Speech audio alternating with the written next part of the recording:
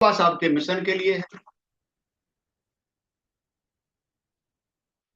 अगर बाबा साहब के मिशन को समझना है तो बौद्ध धर्म को भी समझना पड़ेगा, तभी हम बाबा साहब के मिशन को पकड़ सकते हैं, अन्यथा हम उनको पकड़ नहीं पाएंगे। तो गाथा है, धम्मा रामो धम्मरति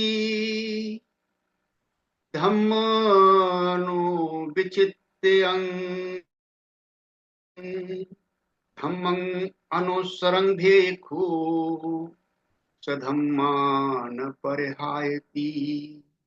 बहुत सुंदर गाथा है। भगवान बुद्ध कहते हैं धम्मा रागो, धम्मा रामो, धम्म में रमण करने वाला, धम्म रति, जो धम्म से रत है, धम्म से लिप्त है, धम्म में सना हुआ है, धम्मं अनु विचिंत्यं, और धम्म का चिंतन करता है, धम्म को अपने चित्त में धारण कर रहा है, चिंतन कर रहा है प्रतिक्षण। धम्मं अनुसरण भिक्खु, और जो धम्म को अनुसरण कर रहा है ऐसा भिक्खु सधम्मान परिहाय,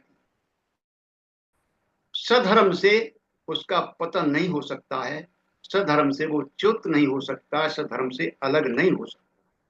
बहुत अच्छी गाथा है ये, जिसको मैंने लिया है। तो धम्मा राम, धम्म में रमण करने वाला, जिसने धम्म को अपने जीवन में उतार लिया,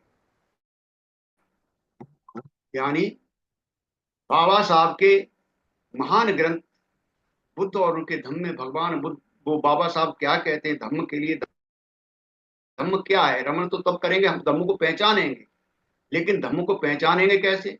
तो बाबा साहब को पहचानना पड़ेगा, बाबा साहब के मिशन को पहचानना पड़ेगा, बाबा साहब के विजन को पहचानना पड़ेगा, बाबा साहब के लेखन को बार बार हमको पढ़ना पड़ेगा, बार बार उसको पुनरावृत्ति करनी पड़ेगी। एक बार पढ़ने से कुछ भी समझ में नहीं आता है, तो धीरे धीरे करके हम उसमें पढ़ेंगे।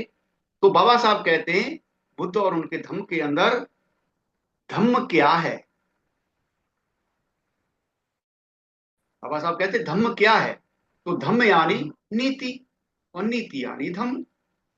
ये बाबा साहब के शब्द हैं, और बाबा साहब शब्द कहते हैं तो वो सत्य कहते हैं, गलत नहीं कहते हैं। बाबा साहब बोध सत्य है, बुद्ध के रास्ते पर वो अनुसरण कर रहे हैं, बुद्ध के रास्ते पर जा रहे हैं, बुद्धत्व को प्राप्त करने के लिए वो प्रयासरत है। तो ऐसे बाबा साहब हमें बता रहे कि धम्म यानी नीति, और नीति यानी धम्म। तो धम्म क्या है? तो बाबा साहब उसमें कहते हैं जीवन की पवित्रता को बनाए रखना धम्म है। रमण तो तब करेंगे जब हम धम्म को जानेंगे। तो जीवन की पवित्रता को बनाए रखना यानी धम्म है। तो जीवन की पवित्रता कैसे बनाए रखेंगे? तो बहुत छोटी सी बात है, लेकिन जीवन में बहुत ही महत्वपूर्ण है, बहुत ही कठिन है, बहुत कठिन जाती है। सांसारिक जीवन में बहुत ही कठिन जाती है। क्यों जाती है? कि बाबा साहब कहते हैं यहाँ पर पंचशीलों का पालन करना यानी जीवन की पवित्रता को बनाए रखना। पवित्रता तो सभी होगी, हाँ, जीवन की पवित्रता तो तभी बनी रखेगी कि जब हम अपने तन मन और वचन की शुद्धि करेंगे, उसको पवित्र करेंगे, पंचशीलों का पालन करेंगे। पांच ही शील बताए हैं, और ब्रह्मचारियों के लिए 10 शील बताए हैं। आगे और बढ़ोगे तो बोध सत्व के 64 शील बताए गए हैं। और थोड़े आगे बढ़ोगे तो भगवान बुद्ध ने भिक्खु के लिए 227 शील बताए, 254 शील बताए। भिक्षुओं के लिए उससे भी ज्यादा ऊपर ले गए हैं वो और बढ़ गए, 250 तक बढ़ गए भिक्षुणी के लिए। तो ये शीलों का पालन करना, बाबा साहब यहाँ पर कहते हैं बुद्ध और उनके धम्म में कि जीवन की पवित्रता को बनाए रखना धम्म है, धम्म है। तो तन मन और वचन की शुद्धि यानी पवित्रता, लेकिन कैसे? तो पंचशीलों का हमें पालन करना है, हाँ? क्या करना है? पंचशीलों का हमें पालन करना है। तो पहला सील कहता है जगत के किसी भी प्राणी पर अत्याचार नहीं करूंगा, प्राणी मात्र पर अत्याचार नहीं करूंगा। बहुत छोटी बात है, लेकिन बहुत ही बड़ी बात। नहीं बच सकते, कितनी भी कोशिश करी नहीं बच सकते, लेकिन भगवान बुद्ध को पढ़ के हम कहीं तक तो समझ सकते हैं कि क्या होगा। किसी भी प्राणी यानी प्राणी मात्र पर अत्याचार नहीं करना। दूसरा, बिना दी हुई वस्तु को मैं ग्रहण नहीं करूंगा। हम अपने जीवन में झांक के देख सकते हैं हम कर क्या रहे हैं। क्या वास्तव में हम शीलों का पालन कर रहे हैं? धर्म रामो हम तो सभी तभी होंगे, धर्म का रमण तो तभी होगा हमारे लिए।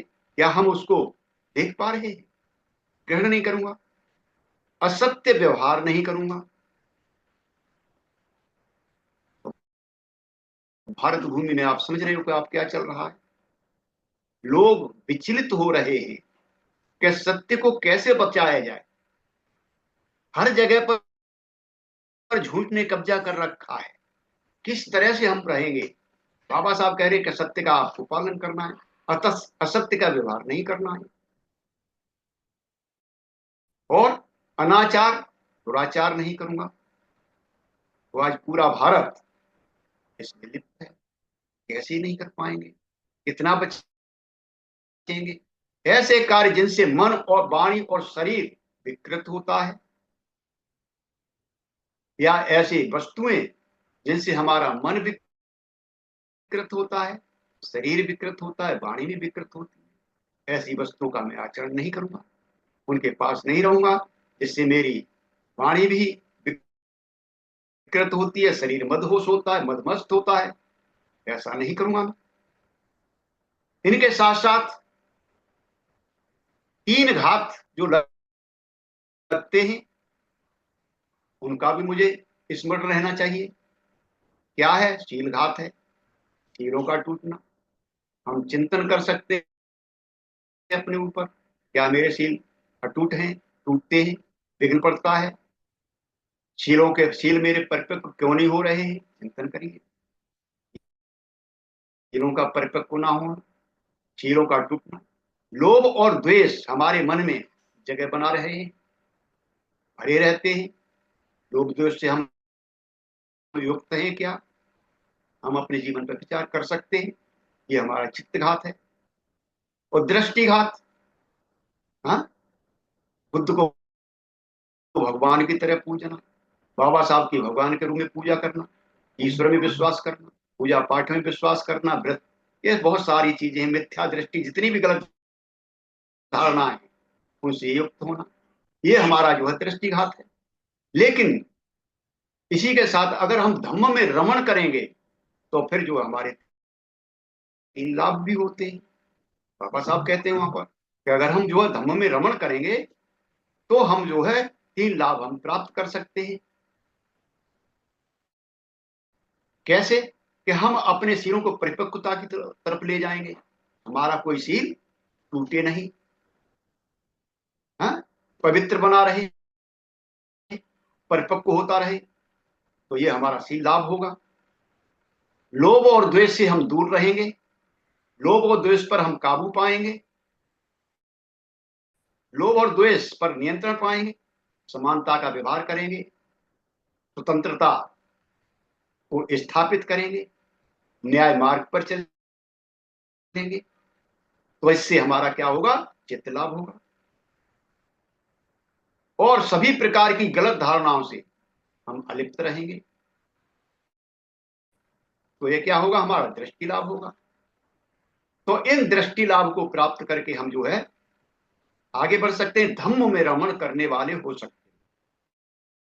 फिर हम जो है धम्म के रास्ते से भटकेंगे नहीं, हमारा आचरण धम्ममय हो जाएगा। हम जो है क्या हो गए? धम्म रामो हो गए। हम जो है धम्म में रमण कर रहे हैं। दूसरा है धम्म रति, धम्म रामो धम्म रति। रति का मतलब लिप्त होना। हमारा प्रतिक्षण पल पल धम्म से ओतप्रोत है। धर्म का आचरण तो कर रहे, लेकिन कुछ समय के लिए नहीं। हमारा हर पल जो है, सोते बैठते चलते खाते पीते, हर समय हम जो है धम्म में रत हैं, धम्म से हम लिप्त हैं। हमारे जीवन का हर पल धम्म के अनुसार ही व्यतीत होता है। दुनियादारी में हमारा रमण होता ही नहीं है, हम दुनियादारी में रत ही नहीं है, व्यतीत होता है। धम्म के लिए हम टालम टोल नहीं करते, हम टालम टोल नहीं करते। धम्म कार्य के लिए हम जो है 24 आवर तैयार हैं, क्योंकि धम्म हमारे अंदर रमण कर रहा है। हम धम्म रामो बन गए हैं, हम हर समय तैयार हैं। आप सोच सकते हैं, भारत के महान सपूत, महान सम्राट, चक्रवर्ती सम्राट, सम्राट अशोक के लफ्ज उसने अपने मंत्रियों से कह रखा था कि जनता के लिए मेरा जीवन खुला है, चाहे मैं कितनी भी आवश्यक बैठक में हूं, चाहे किसी कार्य में लिप्त हूं, व्यक्तिगत कार्य के अंदर, भले ही मैं अपनी रानी के साथ हूं, कितना भी अपना क्या बोलते रनिवास में हूं, सो रहा हूं, जाग रहा हूं, खा रहा हूं, लेकिन जहां भी जनता की पुकार होगी मैं उसे सुनूंगा, पहले मैं उसे सुनूंगा। और जहां धम्म का होगा उसके लिए तो मैं जो है हर पल तैयार हूं। शीघ्रात शीघ्र उसका मुझे पास संदेश भेजा जाए, और मैं जितना शीघ्र होगा उतना शीघ्र उस कार्य को संपन्न करूंगा। इतना बड़ा संकल्प आम आदमी नहीं ले सकता। धम्म में रति, धम्म में अगर रमण नहीं होता तो हमारे उद्धारक बाबा साहब इतना बड़ा संकल्प नहीं ले पाते कि अगर मैंने अपने भारत के करोड़ों करोड़ों शोषित पीड़ितों का उद्धार नहीं कर पाया तो मैं अपने को गोली मार। क्यों? कि बाबा साहब धम्म रामो थे, धम्म में वो जो है रमण कर रहे थे, उनके आचरण में धम्म थे, इसलिए वो इतना बड़ा संकल्प ले पाए। धम्म अनुविचिंतयन्, धम्मं अनुविचिंतयन्, धम्म का चिंतन करने वाला।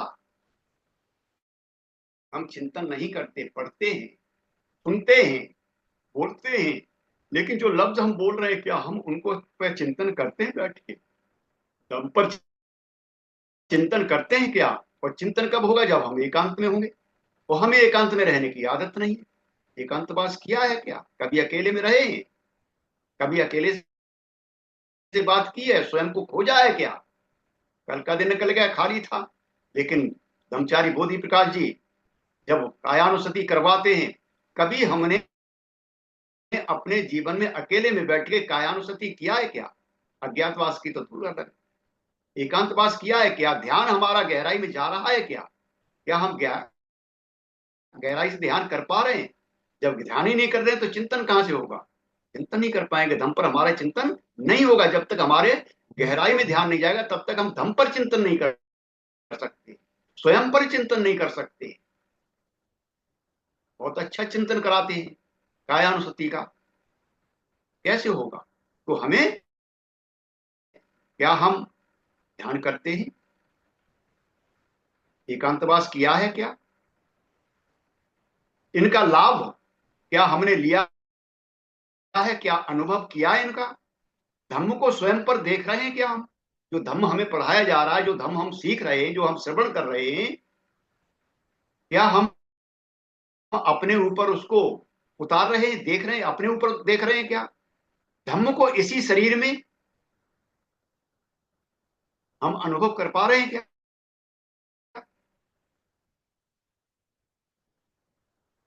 तो इसको जब हम इस तरह के क्रियाकलाप करेंगे तो हम जो है धम्म में चिंतन कर सकते हैं, धम्म का चिंतन कर सकते हैं। तो धम्म का चिंतन करने वाला, धम्म में रमण करने वाला, धम्म में लिप्त होने वाला और धम्म का चिंतन करने वाला, धम्मं अनुसरंग भिक्खु। जो भिक्खु, जो श्रावक धम्म का अनुसरण करता है। कई बार हम बताते हैं शरणं गच्छम, शरणं बुद्धं शरणं गच्छामि, शरणं गच्छामि, अनुसरण कर रहा हूं मैं। हम भी बाबा साहब का अनुसरण कर रहे हैं, लेकिन क्या वास्तव में हम अनुसरण कर रहे हैं उनका? नहीं किया। अगर अनुसरण किया होता तो ये भारत जो अब तक बौद्ध में बन गया होता, बाबा साहब का सपना पूरा हो गया होता, क्योंकि हमने बाबा साहब को अनुसरण किया। कई बार बताते हैं, तो आप जानते होंगे कि कार्ल मार्क्स को अनुसरण करने वाले मात्र 14 व्यक्ति थे और लगभग पूरे एशिया में जो है कम्युनिज्म फैल गया, उनका विचार फैल गया। और बाबा साहब के अंतिम समय में उनके साथ लाखों आदमी थे, तकरीबन 5-6 लाख के करीब थे, जिन्होंने वहां पर शपथ ली थी, दादर के समुद्र के किनारे पर खड़े होकर के चैत्य भूमि पर, कि हम बाबा साहब के अनुयायी, बाबा साहब को अनुसरण करने वाले हैं। जब 14 लोग इतना क्रांति ला सकते हैं, तो 5-6 लाख की तो बात ही क्या, नहीं हो पाई क्रांति। तो भगवान बुद्ध यहां पर कहते हैं धम्मं अनुसरंग भिक्खु। जो भिक्खु धम्म का अनुसरण करता है, धम्म में रमण करता है, धम्म से लिप्त होता है, धम्म में रति करता है, लगाव है उसको, और धम्म का चिंतन करता है, तो फिर क्या होगा? सधम्मा,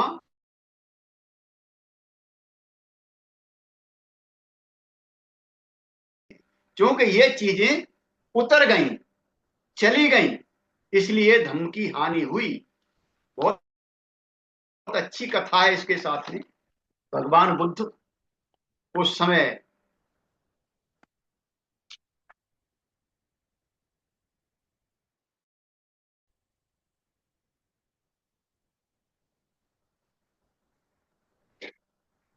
जब भगवान बुद्ध ने ये घोषणा की थी कि मैं 4 माह के पश्चात परिनिर्वाण को प्राप्त होऊंगा, आप जानते होंगे कहां पर घोषणा की थी? वैशाली के चापाल चैत्य में। तो कुछ पृथक जन भिक्षु थे, अपने को ना रोक पाए, उनके आंसू बहने लगे। अहरतों को भी धर्म में संवेग हुआ, संवेग उत्पन्न हुआ, कांपने लगे, वो भी हिलने लगे। उनकी आंखों से आंसू तो नहीं आए, लेकिन उनका हृदय डामाडोल होने लगा कि हमारे शास्ता नहीं रहेंगे 4 महीने बाद, हमारे शास्ता हमारे बीच में नहीं रहेंगे। उस समय धम्माराम नाम का एक भिक्षु था। उसने सोचा कि मैं तो अभी राग रहित नहीं हुआ, मेरे अंदर राग भसा हुआ है, और शास्ता परिनिर्वाण लेने जा रहे हैं, परिनिर्वाण को प्राप्त होने जा रहे हैं, इसलिए शास्ता के रहते हुए मुझे अरहत्व प्राप्त करना है। जब तक शास्ता जीवित है तब तक मैं जो है अरहत्व को प्राप्त कर लूं, संबुद्धि को प्राप्त कर लूं, तो ठीक रहेगा, अन्यथा मेरा जीवन बेकार है। ऐसा उसने संकल्प किया, और संकल्प करके उसने सोच करके और एकांत में जाके संकल्प लेके और साधना करने लगा, ध्यान करने लगा। वो किसी से नहीं बोलता था। धम्माराम उस दिन एकांत में रहते, मौन रहते हुए और ध्यान करते हुए उसके दिन व्यतीत होने लगे, पूरी लगन के साथ करने लगा। भिक्षु को पूछने पर भी वह उत्तर नहीं देता था, कोई भी उससे बोलता था कुछ नहीं बताता था, वो शांत रहता था, बिल्कुल मौन रहता था, भिक्षुओं से बातचीत करता ही नहीं था वो। भिक्षु ने यह बात भगवान से कही, भगवान ने उसको बुलाया, धम्माराम को, और उससे पूछा कि भिक्खु तुझे क्या हुआ है, क्या ये सत्य है कि तू दूसरे भिक्खुओं से नहीं बोलता, कुछ भी बात नहीं करता है? तो वो बोला हाँ भगवान बिल्कुल सत्य है। और धम्माराम ने ऐसा उत्तर देते हुए निवेदित किया, क्या बताया? तो भगवान बुद्ध ने जब पूछा कि ऐसा तुम क्यों कर रहे हो, तो भगवान बुद्ध के पूछने पर वो बोला, धम्माराम ने अपने विचारों को कह सुनाया और बताया कि इसलिए वह एकांत मौन और साधना में रत है कि मैं आपके सामने ही संबोधि को प्राप्त करना चाहता हूं, निर्वाण को प्राप्त करना चाहता हूं, इसलिए वह अन्य भिक्षुओं से अलग रह रहा। तो अभी हमने बताया था यहाँ पर, क्या हमने कभी एकांतवास किया है? क्या हम जा रहे हैं एकांतवास के लिए? जाना चाहिए, उसका आनंद लेना चाहिए।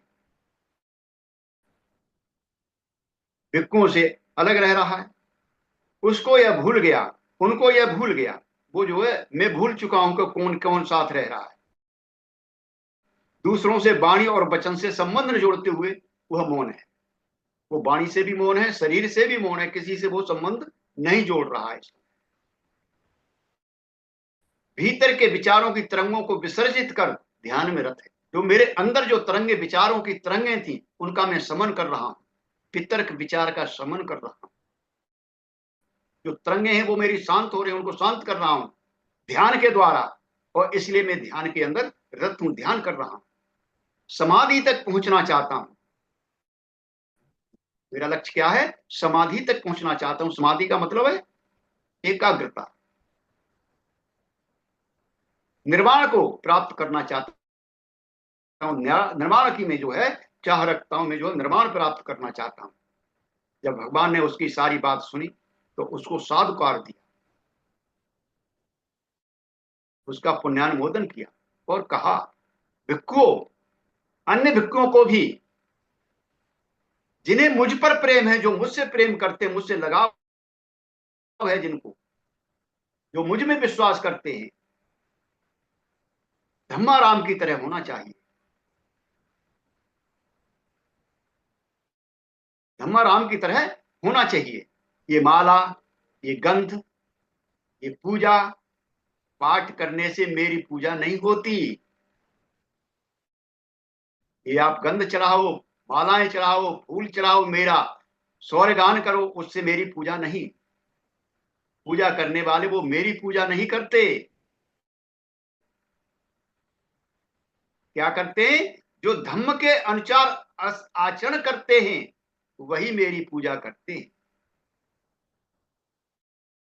आप जो है मूर्ति के सामने कितने भी कहिए, बार बार हम बताते हैं कि कितना भी आप जो है जाप करिए, बुद्धं शरणं गच्छामि, धम्मं शरणं गच्छामि, संघं शरणं गच्छामि, 3 बार करता हूँ, मैं 5 बार करता हूँ, मैं इतने बार करता हूँ, बुद्ध की मूर्ति पूजा करता हूँ, ये करता हूँ, वो करता हूँ, इतना सजाता हूँ, कोई फायदा नहीं। भगवान बुद्ध क्या कह रहे हैं यहाँ पर?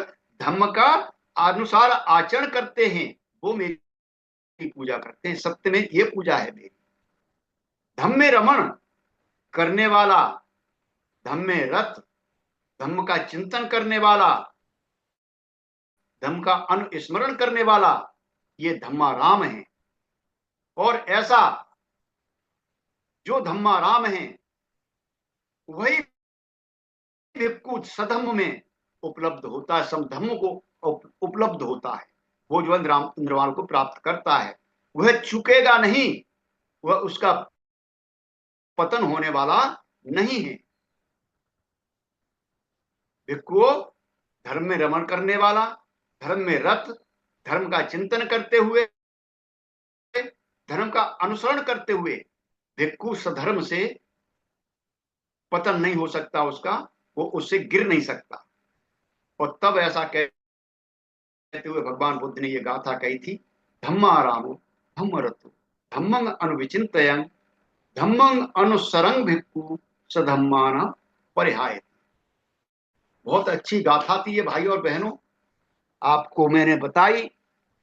थोड़ा सा समय और है, मैंने एक चालू किया था, समुद्र के 8 गुण। तो 3 गुण मैंने आपको बता दिए थे। एक गुण और लूंगा थोड़ी देर के लिए, जो हो सकता है कि 5 मिनट आपको देनी पड़ेगी। तो महासमुद्र का चौथा गुण, महासमुद्र कभी अपने साहिल को नहीं छोड़ता, यानी अपने किनारे को नहीं छोड़ता है, मर्यादा में रहता है वो। इसी प्रकार पहाराग जो एक असुरेंद्र था, असुरेंद्र का मतलब मानव था, देवता नहीं था, जिसको भगवान बुद्ध बता रहे हैं। मैंने अपने श्रावकों के लिए जो शिक्षा पद दिए हैं, जो मैंने अपने श्रावकों के लिए नियम बनाए हैं, उन्हें मेरे श्रावक अपने प्राणों की कीमत पर भी नहीं तोड़ते। उनकी जान चली जाएगी लेकिन वो उन नियमों को तोड़ेंगे नहीं। अगर हम अतीत को याद करें, इतिहास को याद करें, तो बौद्धों ने अपने प्राणों को गंवा दिया है। बौद्ध कट गए, मर गए, लेकिन पथभ्रष्ट नहीं हुए। उनको काट दिया गया, मार दिया गया, लेकिन वो जो है पथभ्रष्ट नहीं हुए, अपने रास्ते से हटे नहीं। और यही कारण है कि भारत में बौद्ध दिखाई नहीं दिए। बुद्धिज्म तो है, लेकिन बौद्ध दिखाई नहीं दिए। उनको काटा गया, मारा गया, प्राणों की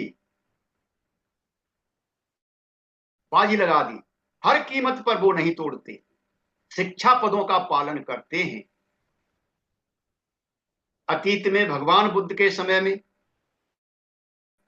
जन सामान्य बुद्ध के प्रवचन सुनने के लिए बिहारों में जाते थे। आज के जितने भी मंदिर हैं सारे बुद्ध विहार हैं। जिस भी मंदिर के अंदर आप नीचे खोद के देखोगे तो वहां पर बुद्ध विहार निकलेंगे। सोमनाथ का मंदिर 3 मंजिला बुद्ध विहार नीचे दबा पड़ा है, आप देख सकते हो। जहां भगवान विहार करते थे उन विहारों में जाते थे। उन स्थानों पर से जन सामान्य का आत्मिक लगाव था, ऊपर का लगाव नहीं था, आत्मिक लगाव उत्पन्न हो गया, पूरी तरह से लगाव उत्पन्न हो गया। जनता बुद्ध के बाद भी वहां जाकर के भिक्षुओं से प्रवचन सुनती थी, भिक्षुओं की संगति करती थी। उन आगे चल करके सम्राट अशोक ने वहां पर विहार बनवाए, स्तूप बनवा दिए, जहां जाकर के जन सामान्य अपने आराध्य, अपने आदर्श शास्त्रा को नमन कर भिक्षुओं द्वारा आदर्श जीवन मार्ग, आदर्श जीवन के नियमों को सुनती थी और वहां पर दान देती थी। बहुत बड़ा दान जाता। इस परंपरा को अतीत का भिक्षु संघ आगे बढ़ाता रहा। तो अतीत का भिक्षु संघ था, वो आगे बढ़ाता रहा। वंश कोई भी आया हो, गुप्ता वंश हुआ, पाल वंश हुआ, सातवाहन वंश हुआ, पल्लव वंश हुआ, कुषाण वंश हुआ, मूल वंश हुआ, कितना भी आया हो, जो भी यहाँ पर आए, अटैक हुए, इसको विजिट किया भारत को, लेकिन यहाँ की संस्कृति में रम गया, बस गया, वो बुद्धिस्ट हो गया, रमण कर गया उस धम्म के अंदर, क्योंकि धम्म इतना अच्छा था। आदर्श जीवन जीने का मार्ग था उसके अंदर। आदर्श जीवन मार्ग के नियम थे उसके अंदर। तो वो जनता वहां पर सुनती थी, वहां पर दान देती थी। इस परंपराओं को अतीत का भिक्षु संघ पढ़ाता रहा। समय व्यतीत हुआ, भारत में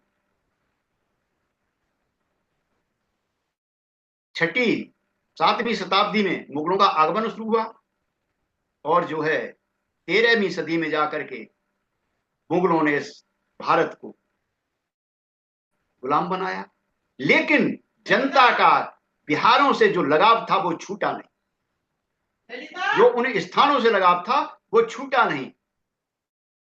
जनता मरने मारने को कटने को तैयार है, मगर आज भी यह नियम छूट नहीं रहा है। आज भी जनता को देख लीजिए, धुतकारी जा रही है आपकी जनता। मंदिर तुम्हारे नहीं है, लेकिन जनता आज भी मंदिरों में घुसने का प्रयत्न करती है। क्यों? कि उसके खुद के अंदर बसा हुआ कि ये बुद्ध विहार है हमारे, बुद्ध यहाँ पर रमण करते थे, कभी बुद्ध भिक्षु संघ रमण करता था, यहाँ पर हमको एक जीवन मार्ग मिलता था। आज जितने भी पुराने बुद्ध विहार हैं उनका नवीनीकरण कर दिया गया, नाम बदल दिए गए। हम सोचते हैं कि जनता बिहारों को क्यों जाती है। सोचिए, चिंतन करिए, क्यों जाती है। वो हमारे खून में रम रम गया है, हमारे खून में बसा हुआ है। हमें पता है कि हमारे बुद्ध विहार हैं, इसलिए हम वहां पर जाते हैं। लेकिन लोग क्या सोचते हैं, वो देखिए, जनता के खून में भगवान बुद्ध के पुराने नियम विद्यमान हैं, जिससे वो अंत प्रेरित होकर के अपने पुराने आदर्शों को वहां पर जाकर के महसूस करते हैं। आप महाबोधि बुद्ध विहार में जाइए, आपको क्या महसूस होगा वहां पर जाकर।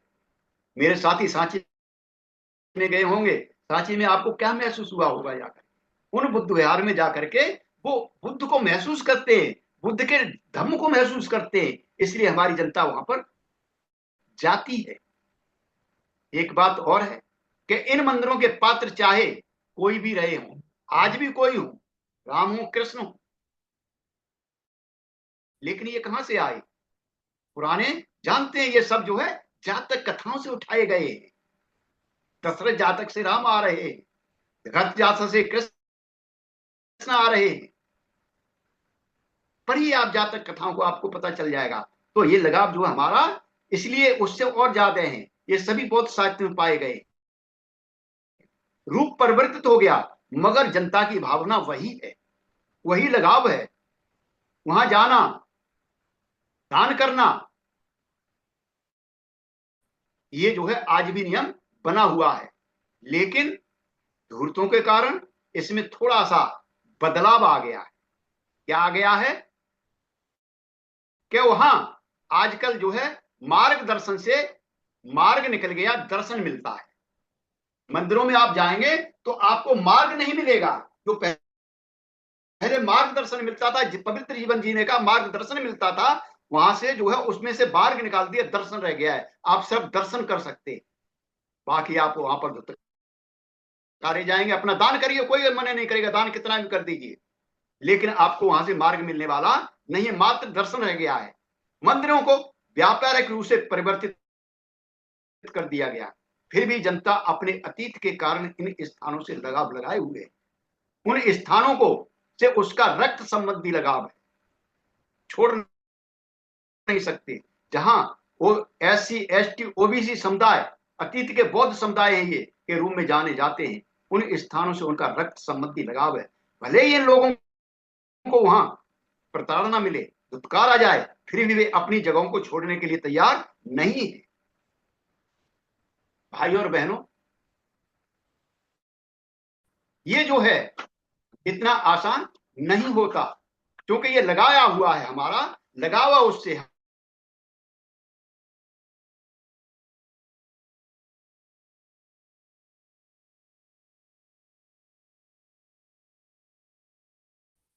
जब हमारा बाबा साहब के सपनों का भारत तैयार हो जाएगा, तो शायद हमको उसमें कुछ लाभ मिले। हम अपने स्थानों को पुनः उसी नजर से देखेंगे, हम उसमें रमण करेंगे।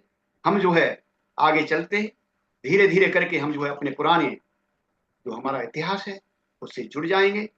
और इसी प्रकार से धम्म जो है, आप प्राथमिक शिक्षा लेते हैं, शील समाधि प्रज्ञा प्राथमिक शिक्षा है। शील को आपको पक्का करोगे, आपकी समाधि पक्की होगी, समाधि पक्की होगी तब आप प्रज्ञा की तरफ बढ़ेंगे। लेकिन प्रज्ञा प्राप्त करके अगर आपने शील को तोड़ दिया तो पूरा भवन जो ध्वस्त हो जाएगा। तो एक कभी दोहा में गुनगुनाता था कि शील धम्म की नीम है, शील धम्म की नीम है, ध्यान धम्म की भी, प्रज्ञा छत है धम्म की, पावन भवन पुनीत। क्या है? शील धम्म की नीम है। जिस मकान की नीम पक्की होगी, उसके मकान को पता नहीं अनंत काल तक वो जो है खड़ा रहेगा। जो नीम सम्राट अशोक ने रखी थी, वो आज भी धरती का सीना पार फाड़ करके पूरे भारत में निकल रही है। ऐसी धम्म की नीम थी। तो शील पर स्थापित जो नीम धम्म की है, वो गिरने वाली नहीं है। और उस पर कितनी भी भीत लगा लीजिए, कितनी भी छतें डाल लीजिए, वो जो है आपकी अनंत काल तक खड़ी रहेंगी। तो ऐसा हमारा धम्म है, जो अपने किनारे को नहीं छोड़ता, अपने अतीत को नहीं छोड़ रहा है। भाई और बहनों, मैंने आपको बताया, आपने बहुत शांति से मेरी बातों को सुना है। आप सभी का बहुत बहुत पुण्यानुमोदन। मैं अपनी वाणी को यहीं पर विराम देता हूँ। सभी को जय भीम, नमो बुद्धाय।